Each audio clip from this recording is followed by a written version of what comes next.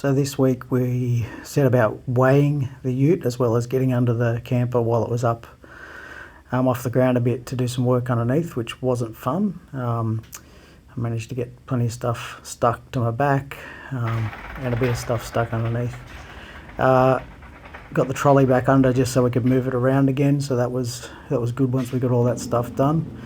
And then the other thing was finishing off the doors, so dry fitted the trims, but they were very tight, so out came the trusty old rubber mallet and screwdriver to try and pop those off.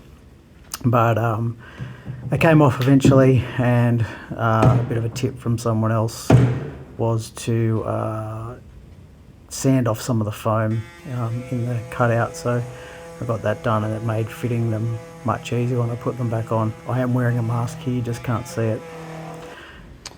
So yeah, there's a styro lock and just fitting it up, so pretty simple.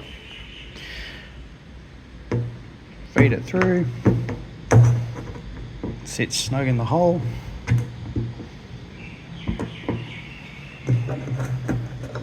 Plate over the back, line it up, screw it down, done. The only thing that does annoy me slightly is because I've got my latches at the bottom of an opening up door, this is upside down.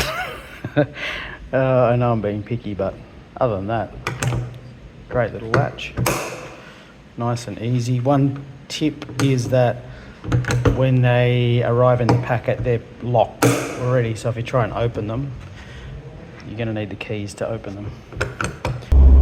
So I'm off to weigh the ute this morning, just so I've got an idea of what the dry weight is without the camper on it, so I can get a feel for how much weight we can pack into things once we start putting all the gear in it. It's the moment of truth. The all-important number for me was how far under GVM we are with what's on the ute already, because I haven't had a GVM upgrade.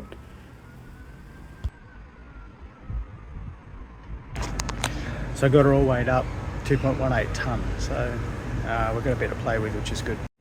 So there were a couple of things on the back of the ute when I weighed it, but I'll just pull those off and weigh them separately, and we can work out exactly what we weigh.